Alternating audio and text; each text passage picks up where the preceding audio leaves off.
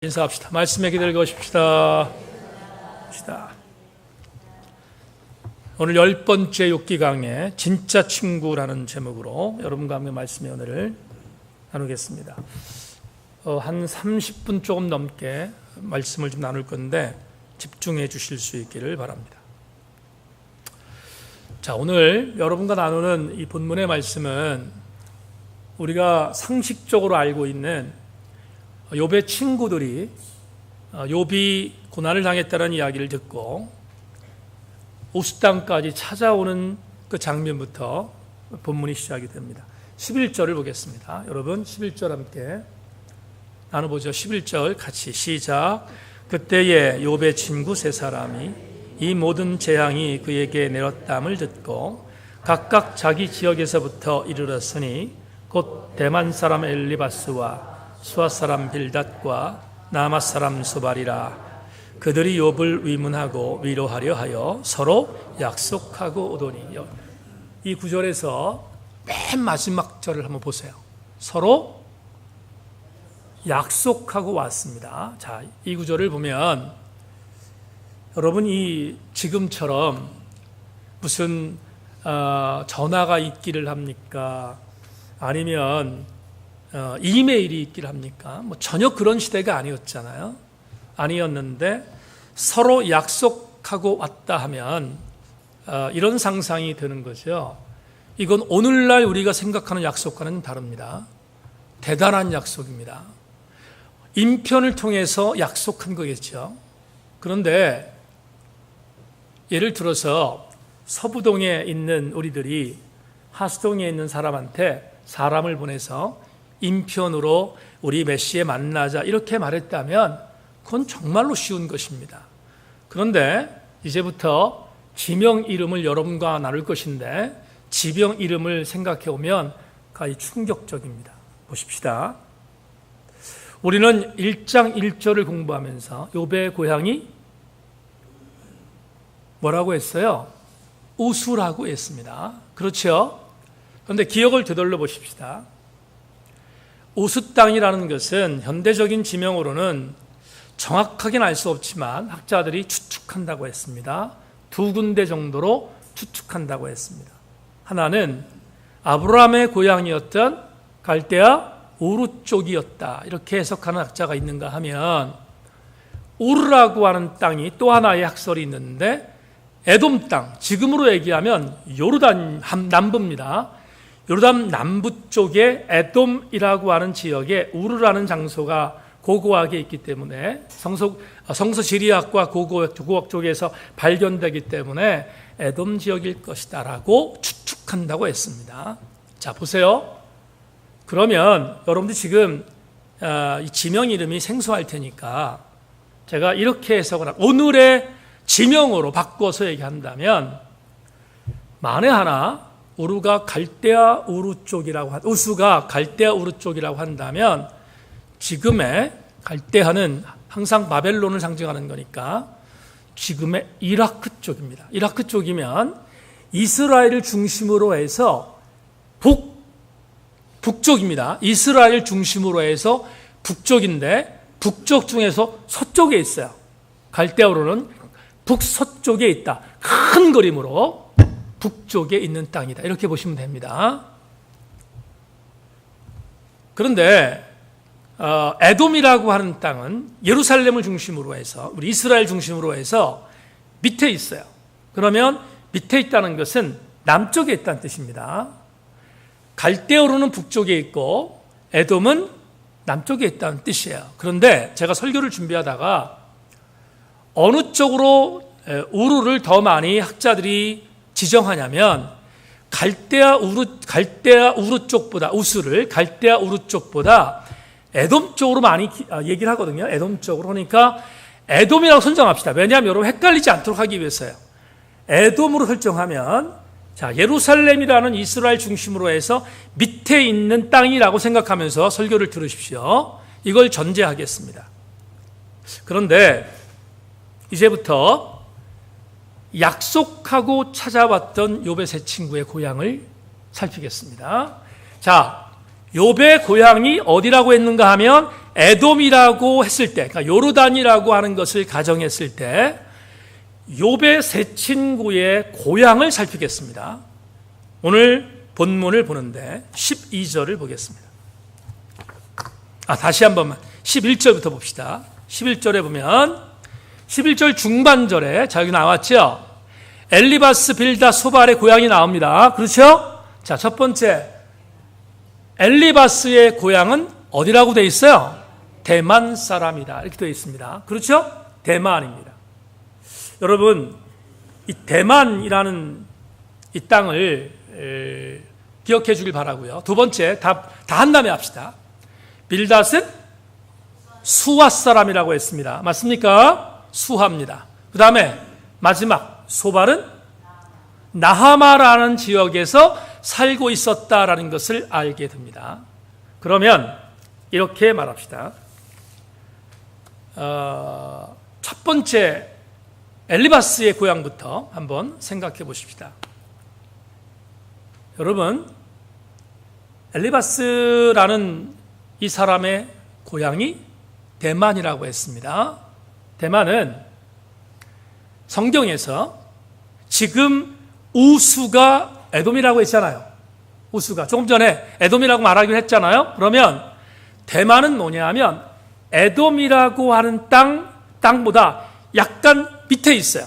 그러면 에돔과 멀지 않은 지역이에요. 에돔과 멀지 않은 지역인데 그 멀지 않은 지역의 한 남쪽 지역이 어디냐면 대만이에요. 그렇다면 만에 하나 우수가 에돔이라고 할 경우에 제일 가까이 찾아온 친구는 누가 되겠어요?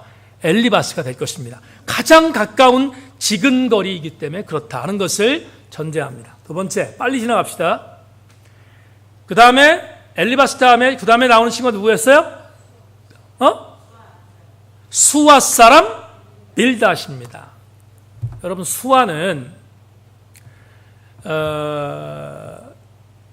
수아라는 지역을 우리가 성경적으로 찾아보면 수아는 조금 전에 제가 이라크를 얘기했는데 수아라고 하는 지역은 유프라테스 강이라고 하는 강이 흐르는 지역이 하나 있어요. 거기가 어디냐면 지금의 시리아죠. 시리아에서 이라크 쪽으로 흐르는 지역이 있는데 자 시리아와 이라크 쪽이라고 하는 것을 견제할 때 우수라는 땅이 에돔이면 지금 빌닷의 고향이었던 이 어디죠? 수아라고 하는 지역은 에돔이라고 하는 땅을 중심으로 해서 굉장히 위쪽에 있습니다. 굉장히 위에요. 이라크와 시리아를 중심으로 한 지역에 수아가 있었으니까 그렇게 보면 굉장히 먼 곳에서 빌닷이 찾아왔다라는 것만 여러분들이 기억할 수 있으면 좋겠습니다. 마지막 세 번째 봅시다. 마지막 사람 누구? 엘리바스와 빌닷과 소발이 나옵니다. 그런데 소발은 나하마 사람이라고 했습니다. 맞습니까? 나하마는 지금의 레바논 지역입니다. 레바논은 이스라엘보다 약간 위에 있어요. 여러분 이스라엘과 전쟁하고 있는 지역이잖아요. 레바논이. 그러니까 레바논은 조금 위에 있습니다. 조금 전에 얘기했던 것처럼 빌닷의 고향보다는 좀 가까워요. 가깝고 그리고 나하마 사람이었던 대만 사람이었던 엘리바스에 비해서는 조금 멀어요. 자 여기서 제가 정리하겠습니다. 지금 왜 이렇게 제가 이 지명 얘기를 여러분과 말씀 나누냐고 하면 이런 의미 때문에 그래요. 자 우수라고 하는 욥의 고향을 중심으로 해서 이 세 명의 친구가 찾아왔던 지역을 추적해 보면 이렇게 추적할 수 있습니다. 남쪽에서 왔고요. 북쪽에서 왔고요. 동쪽에서 왔어요. 그러면 지금 동, 남, 북이라고 하면 오늘 우리의 언어로 생각할 때는 굉장히 가까운 거리처럼 보이지만 이 당시로 보면 엄청난 거리였거든요. 이 당시에는 여러분 비행기 없었어요. 차 없었습니다. 아무것도 없었어요. 그냥 말이나 아니면 인편으로 가는 것입니다. 그러니까 얼마나 엄청난 힘을 들였는지를 우리가 알 수 있는 거죠. 이 세 명의 친구가 약속했습니다. 약속해서 우스 땅까지 찾아왔다. 그걸 오늘 여러분과 함께 나누고 있는 본문 중에서 11절에 있는 말씀으로 여러분들에게 해석하겠습니다. 여기까지 11절 해석을 했고요. 그 다음에 12절 봅시다. 제가 이걸 13절, 오늘 본문이 길지 않기 때문에 13절까지 설교를 다 하고 해석하고 본문의 내용들을 여러분과 함께 나누기를 원합니다. 12절 봅시다. 12절 시작. 눈을 들어 멀리 보매 그가 욥인 줄 알기 어렵게 되었으므로 그들이 일제히 소리질러 울며 각각 자기의 겉옷을 찢고 하늘을 향하여 티끌을 날려 자기 머리에 뿌리고. 자, 봅시다. 세 명의 친구가 찾아왔습니다. 근데 이 세 명의 친구가 찾아와서 욥을 보는 순간 세 가지의 행동을 했음을 이 12절에서 발견하게 되는데 뭘 했는가? 다시 12절 보십시다.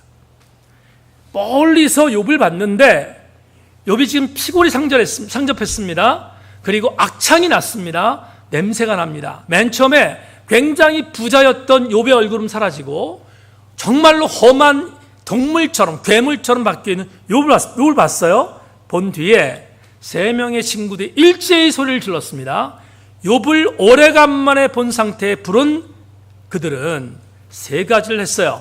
뭘 했는가 하면 겉옷을 찢고 하늘을 향하여 티끌을 날렸고 그리고 뭐 했어요? 자기의 머리에 뿌렸다. 이렇게 말합니다.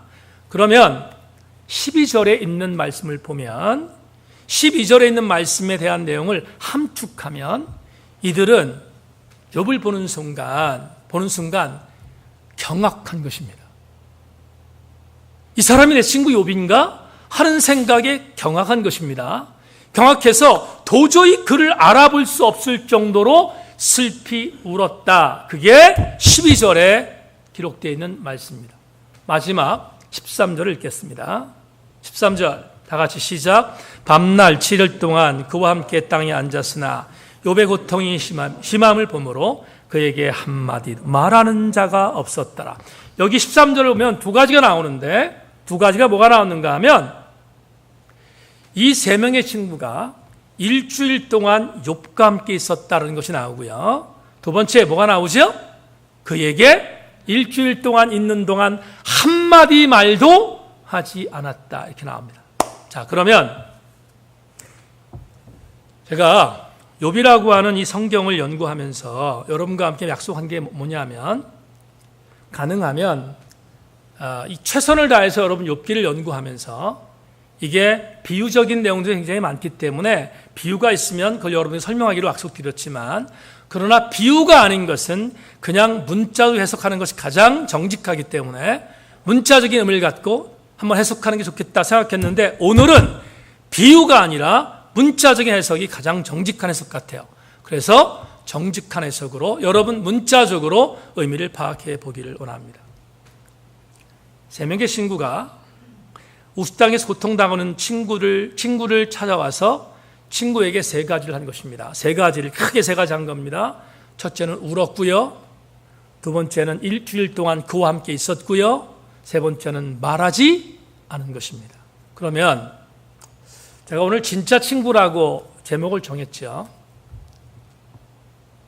여러분, 우리는 일반적으로 알고 있는 욥의 상식이 있습니다. 우리가 다음 주부터 치열하게 보겠지만 3장부터 계속 친구들과 변론하는 얘기가 나오잖아요. 나오는데 우리가 이미 알고 있는 상식이 뭐죠? 제가 지금 10번째 강의를 하고 있는데 때때마다 드렸던 것 중에 하나가 이것입니다. 그동안에 갖고 있었던 우리의 상투적인 생각이 있다는데 그 상투적인 생각을 바꾸자고 했습니다.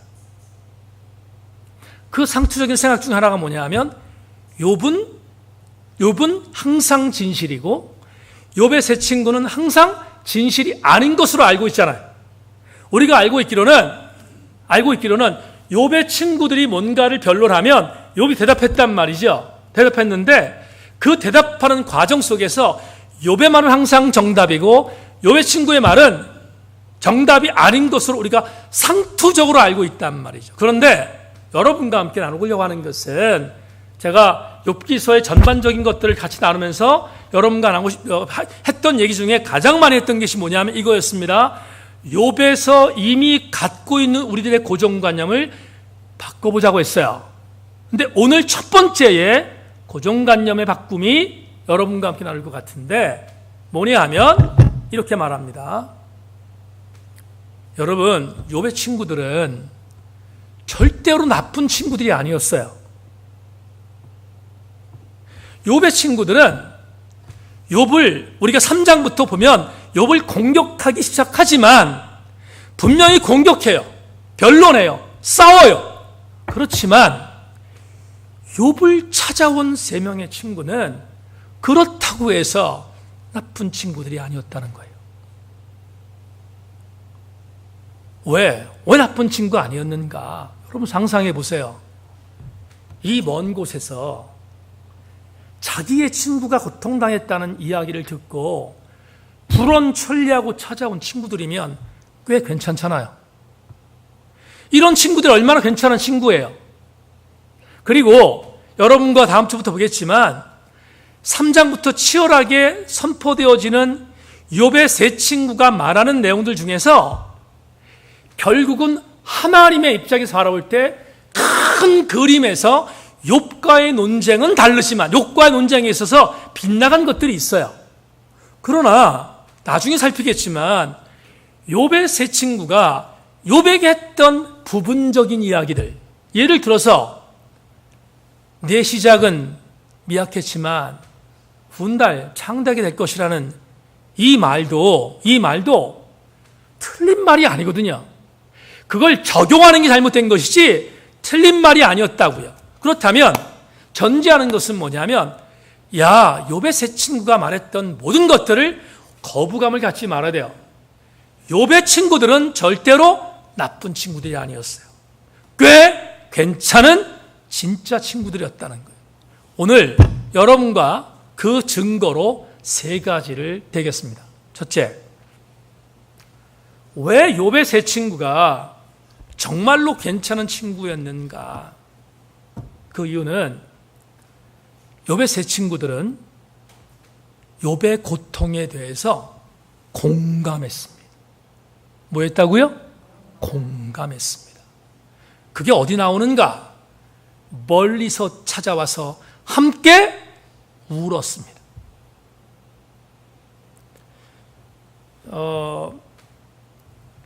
여러분 심리학에서 쓰는 용어 중에서 공감이라는 단어가 있고요, 동정이라는 단어가 있어요.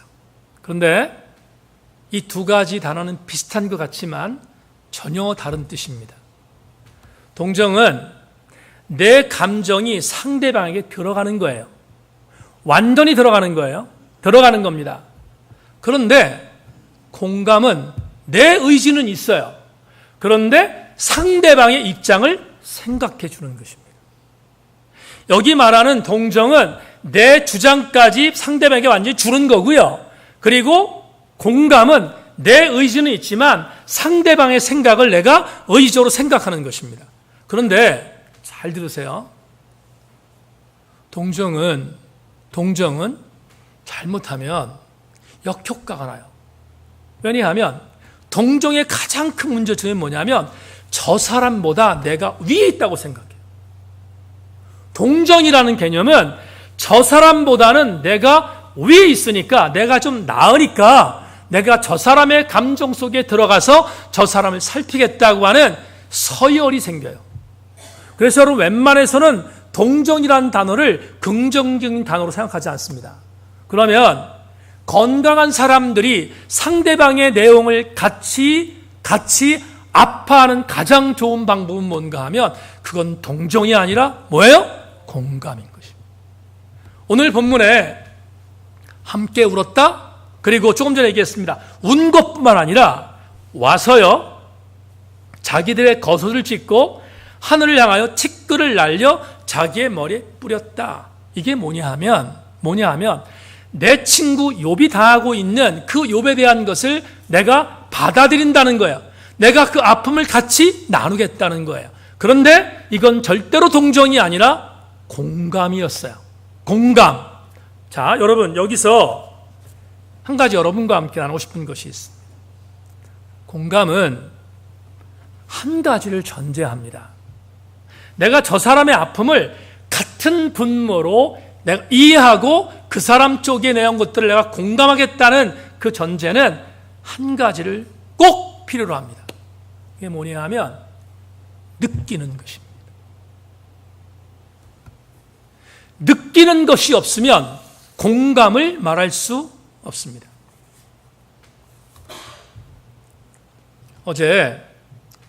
그저께죠? 그저께 세미나에 참석을 했는데요. 저하고 같이 사역을 맡은 강사 두 목사님들이 같이 있었어요. 여러분 지난번에 제가 북 콘서트를 했잖아요. 근데 이번에 첫 번째 강의가 토크 콘서트였어요. 근데 두 분의 목사님들은 저보다 나이가 젊은 목사님들인데 그 목사님들의 나이가 저보다 젊어요. 한 40대 후반, 50대 초반 되는 목사님들. 특수목회하는 목사님이고요. 그리고 저는 일반 목회를 하는 사람이잖아요. 그런데 40대에 있는 목사님 한 분이 화성에서 목회를 하는데 그 목사님 참 굉장히 심플하고 정말로 훌륭한 목회를 하는구나. 그걸 느꼈는데 제가 이런 얘기를 들었습니다. 여러분, 보통 연세대학교에서 세미나를 할 때 연세대학교에 들어오는 사람은 거의 대부분 진보적인 생각을 갖고 있는 사람들이 많은데 그런데 그 강사로 온 40대 후반 목사님이 이런 얘기를 하더라고요. 우리 교회가 세워진 특수목회를 합니다. 카페를 하거든요. 카페를 하는 그런 목회를 하고 여러 가지 일을 하는데 그 목사님이 이래요. 뭐라고 그러냐면 제가 교회를 개척할 때 목회의 비전을 3가지로 삼았습니다. 굉장히 신선하게 들렸어요. 3가지로 삼았습니다. 첫째, 우리 교회는 개혁적 모델을 갖는다. 이 개혁적인 모델이라는 것은 진보적인 모델을 갖는다는 거예요. 그리고 진보적인 모델을 가지니까 항상 생각 자체가 굉장히 개혁적이고 진보적인 생각을 한다는 걸 전제하는 거였어요. 두 번째, 이게 놀라운 건데요. 그런데 우리 교회는 복음적인 생각도 갖고 같이 간다. 복음적이라는 말은 여러분 진보적인 것은 하나님의 나라. 제가 여러분 설교할 때 이미 온 하나님 나라와 아직 오지 않은 나라에 대해 설명한 적이 있잖아요. 이게 대체적으로 진보적인 교회에서 많이 말하는 거거든요. 그런데 복음적인 교회는 하나님 나라보다는 뭘 말하냐면 십자가의 도를 말해요. 십자가의 도는 굉장히 보수적인 교회에서 많이 말합니다. 여러분 그런 의미에서 우리 교회는 보수적이에요. 아멘들 안 하시는군요. 그런 면에서 우리 교회는 보수적이라고요. 십자가에 대해서 굉장히 중요시 여기잖아요. 그러니까 이 목사님이 개혁적으로 하나님 나라의 모두도 갖고 가고 본인이 세웠던 또 하나의 비전은 뭐냐면 그러나 십자가의 도를 생각하고 간다. 이렇게 얘기를 하더라고요. 근데 3번째가 충격이었어요. 정말 저는 세 번째가 충격. 저는 여태까지 교회에서 둘 중에 하나였어요. 많은 목회자들이 개혁적인 모드에 있어서 진보적인 모드에 있어서 하나님 나라로 가든지 아니면 복음적인 보수적인 계통에서 뭐를 가냐면 십자가의 도로 가든 둘 중에 하나야. 그런데 이 목사님이 뭐라고 얘기하냐면 이렇게 말했습니다. 그런데 우리 교회는 3번째가 있습니다. 우리 교회는 하나님의 나라와 십자가의 도와 오순절 계통의 성령의 은사도 우리 교회는 강조합니다. 이러더라고요. 굉장히 제가 신선하게 봤어요. 여러분, 오순절 계통, 성령의 은사, 막 쓰러지고 이런 거 있잖아요. 이런 것들까지 우리 교회는 포함합니다. 그러니까 3가지의 모드를 갖고 우리 교회가 세워졌습니다.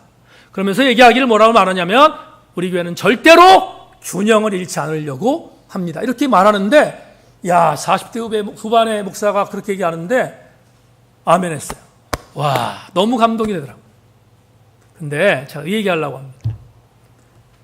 오순절 계통의 성령의 신비적인 역사도 강조하고 십자가의 도도 강조하는 목사인데 여러분 세월호 사건 아십니까? 세월호 사건이 터졌는데 세월호 사건이 터진 뒤에부터 계속해서 그 목사님이 성도들을 데리고 세월호 사건에 대한 부분에 있어 촛불 집회를 했대요. 그 얘기를 듣다가 이런 얘기를 해요.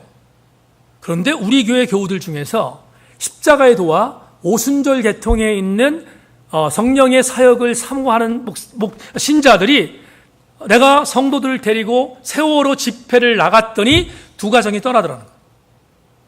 난 저런 목사님하고는 같이 신앙생활 하지 못해 떠났다는 거예요. 그런데 그 목사님이 그저께 세미나를 하면서 이렇게 말하는 것을 봤어요. 그런데 그렇게 떠난 지체들을 찾아가서 내가 왜 세월호 집회에 참석할 수밖에 없었는지를 말하기 시작했습니다. 그분이 이렇게 얘기하더라고요. 우리가 웃는 자와 함께 웃고 우는 자와 함께 우는 것은 성경의 지침인데 우리가 우는 자와 함께 우는 것을 행할 때 그게 교회가 아닙니까? 우는 자와 함께 하는 것이 교회입니다. 그게 교회이기에 이것도 포기할 수 없고 저것도 포기할 수 없었습니다. 여러분, 공감이 뭡니까? 공감은 이것입니다. 공감은 어떤 성도가 아픔을 당했습니다. 어떤 성도가 기쁨을 당했습니다. 그럴 때 아픈 성도에게 가서 함께 우는 게 공감이고요. 기쁨을 당한 성도가 있으면 함께 가서 웃는 게 공감이에요. 지금 욥의 세 친구가 욥에게 찾아와서 죄를 머리에 뿌렸다, 울었다. 그 이유는 뭔가 하면 그 친구들은 욥의 고통이 지금 이 2장에서는 3장에 가면 변론의 여지가 있지만 2장에서는 욥의 고통이 내 고통이라고 공감한 것입니다. 그렇다면 이 욥의 세 친구는 대단히 좋은 친구이지 않겠습니까? 대단히 괜찮은 친구이지 않겠습니까? 교회가 어떤 일을 하는 것이 교회인가? 우리 세인교회가 어떤 교회가 되었으면 좋겠는가? 저는 여러분에게 이렇게 말하고 싶습니다. 여러분, 우리 교회가 정말로 괜찮은 교회가 되려면 웃는 자에게 가서 진짜 기쁨으로 나누어주고 우는 자가 있으면 같이 가서 울어주는 교회가 될 때 그게 바로 진짜 좋은 교회이지 않겠습니까? 그런 성도가 진짜 좋은 성도이지 않겠습니까? 그런 면에서 우리는 여기에 모여있는 모든 성도들이 좋은 신자 될 수 있도록 공감의 능력이 있기를 소망하고 함께 달려갈 수 있기를 주님의 이름으로 축원합니다. 그게 오늘 첫 번째 우리가 받아야 할 은혜입니다. 두 번째, 왜 욥의 세 친구가 좋은 친구였고 진짜 친구였는가를 여러분과 강조하는가? 그 이유는 두 번째는 이 친구들은 동행하는 친구였습니다. 동행이라는 말은 같이 간다는 것입니다. 함께 간다는 것입니다. 여러분, 제가 그냥 말하지 않습니다. 함께 간다는 말이 뭘까? 오늘 본문의 내용에서 찾겠습니다. 13절을 볼까요? 13절에 함께 간다는 동행의 의미가 뭔가? 13절 전반절을 보면 밤낮 7일 동안 그와 함께 땅에 앉았으나. 자, 여기서 여러분과 함께 나누고 싶은 두 번째 은혜가 동행입니다. 무슨 말인가? 여기 땅이라고 되어 있는 번역이 있죠? 땅이 있습니다. 근데 이 땅은요, 히브리 원어 성경을 보면 어떤 땅이냐면 사람이 앉기가 굉장히 불편한 땅입니다. 경작되지 않은 땅. 에레츠란 말은 경작되지 않은 땅이에요. 그러니까 울퉁불퉁하고 앉기가 굉장히 어려운 땅입니다. 그 땅을 에레츠라고 해요. 그걸 오늘 본문의 13절에서 땅이라고 번역했어요. 그런데 잘 보십시다. 굉장히 먼 거리에서 세 친구들이 왔습니다. 남쪽, 동쪽, 북쪽에 찾아왔습니다. 얼마나 피곤했겠습니까? 피곤했는데 욥을 봤습니다. 욥이 에레치에 앉아서 기와장으로 고름을 긁고 있습니다. 지난번에 설교했습니다. 그 고름에는 부더기가 득실되고 있습니다. 여러분 가만히 보세요.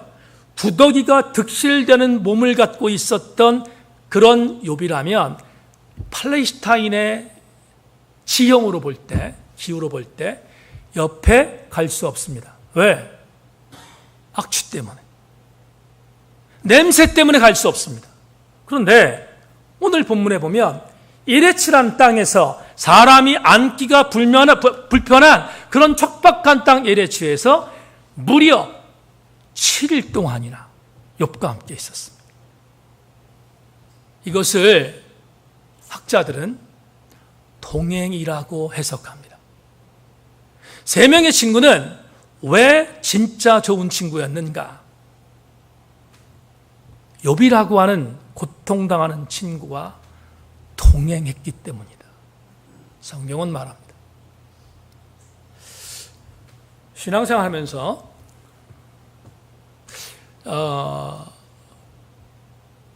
우리가 신앙의 여정 안에 있는 사람으로서 어떤 때 이런 경우가 있잖아요. 신앙생활 참 비루하다. 신앙생활 참 힘들다. 지난번에 제셀에 있는 집사님 한 분이 그러던데요. 굉장히 진솔한 얘기를 했어요. 목사님, 예수 믿고 구원받는 것 은혜로 쉬웠습니다. 은혜로. 근데 그 말이 들어왔어요. 그런데 그 집사님이 그 말 하다가 이렇게 이었습니다. 근데 목사님, 은혜로 구원받은 거 쉬웠는데 그 은혜 지키기는 너무 어렵습니다. 공감했습니다. 여러분, 시계추처럼 왔다 갔다 하는 신앙생활 말고 그냥 썬데이 크리스천으로 이름만 명복적인 그리스도인 말고 정말로 일주일 동안 내가 예수의 사람으로 곱씹고 또 곱씹고 또 곱씹는 신앙의 삶을 살아가는 그리스도인들이 그 신앙 지키기가 어려운 것은 여러분이 너무 잘 알잖아요. 그런데 그 신앙생활을 지켜가기가 굉장히 어려운데 그 어려운 환경 속에서 넘어지고 또 넘어지고 또 쓰러지고 또 자빠지고 또 넘어지고 또 쓰러지는데 왜 버팁니까? 어떻게 버틸 수 있습니까? 그 이유는 한 가지입니다. 뭔지 아십니까? 아무리 쓰러지고 자빠지고 넘어지고 쓰러지고 자빠져도 내가 다시 일어나는 것은 주님이 일으켜 세워주시고 동행하기 때문이라고요. 주님이 손잡아 주시기 때문이라고. 주님이 손잡아 주시니까 일어서는 거라고요. 그래서 우리는 주님이 동행하시는 것을 믿기에 나도 동행하는 것입니다. 오늘 새벽에도 그렇게 기도했습니다. 성령보다 앞서지 말고 성령보다 뒤서지 말고 성령과 손잡고 가게 하여 주옵소서. 여러분, 동행은 내 신앙생활을 승리하게 만드는 원동력이자 기름입니다. 우리 세인교회 성도들이 사람을 봅니까? 여러분, 사람을 보면서 위로를 받습니까? 그렇습니다. 어느 경우에 그럴 수 있어요. 사람 보고 위로받을 수 있어요. 저도 그러니까 사람 보고 위로받을 수 있어요. 그런데 사람 보고 위로받는 것은 순간이에요. 오래가지 않아요. 여러분, 정말로 신앙생활 속에서 내가 승리할 수 있고 내가 신앙을 지켜가는 가장 강력한 기름은 주님이 나를 붙들어 주신다는 동행이에요. 그래서 우리는 하나님 앞에 찬양합니다. 주님이여 이 손을 꼭 잡고 가소서. 오늘 욥이 3장부터 친구들에게 어떤 신학적 변론을 갖고, 신학적 변론하다 보면 그런 일이 벌어지게 되는데 신학적 변론을 받고 굉장히 힘들어해요. 그러나 오늘 본문만 놓고 보면 욥의 세 친구들은 욥과 무려 7일 동안이나 도저히 옆에서 같이 할 수 없을 정도의 악취가 나는 욥과 함께 동행했습니다. 동행은 진짜 좋은 친구임을 알려주는 또 하나의 성경적인 근거입니다. 수협에 나오신 여러분, 내 옆에 있는 지치가 힘들어하면 그의 손을 붙잡아 주시기를 바랍니다. 내 남편이 신앙에 흔들리면 여보, 내가 당신 옆에 있다고 격려하기를 바랍니다. 동행은 내 신앙생활의 승리로 연결해주는 영적 교두보인 것입니다.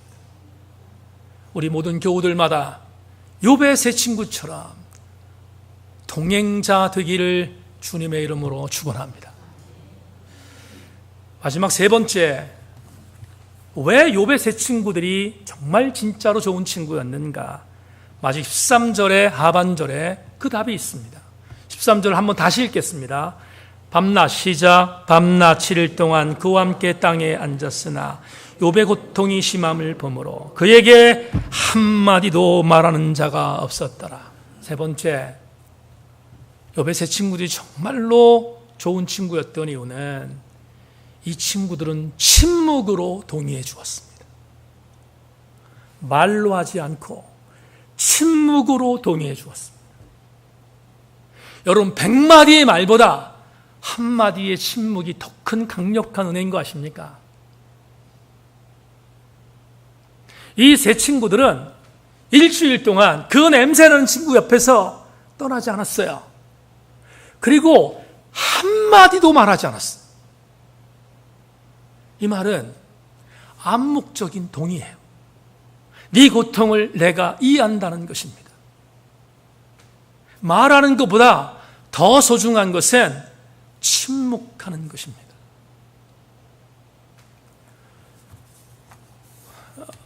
신앙생활을 하면서 우리가 신앙생활의 승리를 위해서 꼭 경험해야 될 거 하나가 있는데 그게 뭐냐 하면 영성훈련입니다. 영성훈련, 참 많이 하는 훈련입니다. 그런데 참 많이 하는 훈련 중에서 우리 그리스도인들이 꼭 해야 하는 훈련은 말 줄이기 훈련입니다. 침묵하기 훈련입니다. 우리가 상대방의 누군가가 아픔이 있을 때 그에 가서 난 당신을 이해해, 난 당신을 이해하니까 이렇게 살아봐 라고 말하는 것 조심해야 합니다. 상대방이 아픔이 있을 때 그 아픔에 대하여 공감하는 것은 말로 하는 것이 아니라 그냥 느끼는 것이고, 그리고 침묵으로 동의해 주는 것입니다. 김영복 목사님이 쓴 사랑하는 사람은 언제나 누구나 아프다라는 책에서 소그룹과 함께 나눴던 리타 모렌의 시를 함께 나눴던 적이 있어요. 리타 모렌이 34살 때 딸을 잃었어요. 정말로 사랑했던 딸을 잃었어요. 수많은 사람들이 왔어요. 와서 모렌한테 말합니다. 당신의 딸은 하나님께서 데려가셨어. 하나님 나라에 있을 거야. 위로받아. 수없이 얘기했는데 그게 독처럼 들렸대요. 그리고 쓴 시가 제발입니다. 이렇게 리타 모렌이 말합니다.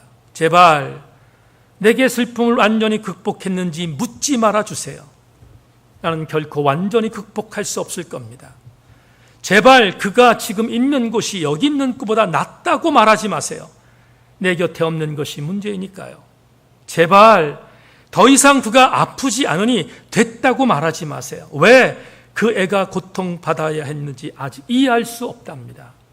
제발 내가 느끼는 것을 당신도 알고 있다고 말하지 마세요. 당신 또한 아이를 잃었다면 모를까요?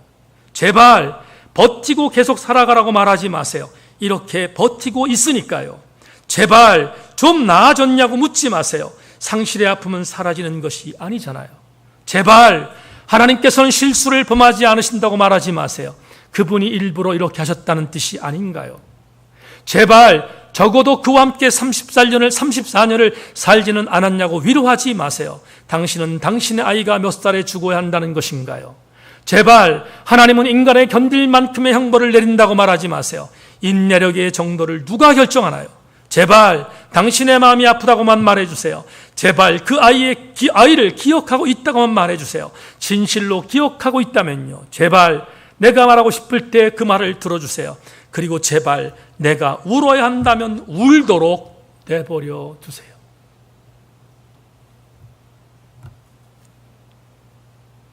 잠언 10장 19절에서 지혜자는 이렇게 말했습니다.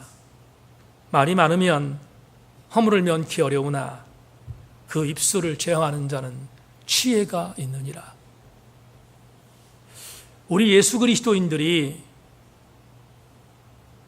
욥의 세 친구처럼 일주일 동안 옆에 있으면서 한마디의 말을 하지 않았다는 오늘 본문의 이 충격적인 기사가 내 심령에 차근하게 남을 수 있기를 소망합니다. 한 가지 말씀을 드리고 설교를 맺겠습니다. 지난 주간 기도원에 올라갔습니다. 올라가서 받았던 감동 중에 하나는 이것입니다.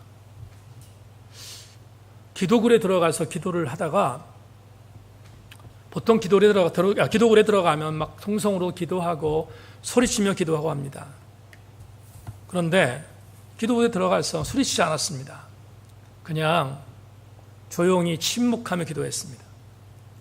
제가 기도원에 가면 올라가는 산이 있는데 올라가는 산 쪽에서 바위에 앉아서 기도하는데 거기서도 소리치지 않고 기도했습니다. 그냥 침묵으로 기도했습니다. 그런데 느끼는 감동이 있습니다. 뭐냐 하면 하나님 앞에 그렇게 침묵으로 기도하는데 여러분 열왕기상 19장에 나온 세미한 음성으로 엘리야에게 오셔서 말씀하셨던 영적 감동이 더 큰 것을 느꼈습니다. 너무 소음이 많은 시대입니다. 너무 소리가 많습니다. 큰 소리 치는 사람이 이기는 시대입니다. 그런데 그리스도인들은 침묵의 영성도 배워야 합니다. 침묵의 영성은 나를 가장 강력한 영성의 사람으로 바꿔주는 훈련이기 때문입니다. 바라기는 오늘 친구들이 욥에게 가서 일주일 동안 곁에 있어주면서 아무 말을 하지 않았던 것처럼 여러분들도 본문에 있는 말씀처럼 여러분 침묵하는 그리스도인들의 영성적인 삶을 살아가는 아름다운 백성들 되기를 주님의 이름으로 축원합니다. 기도합시다.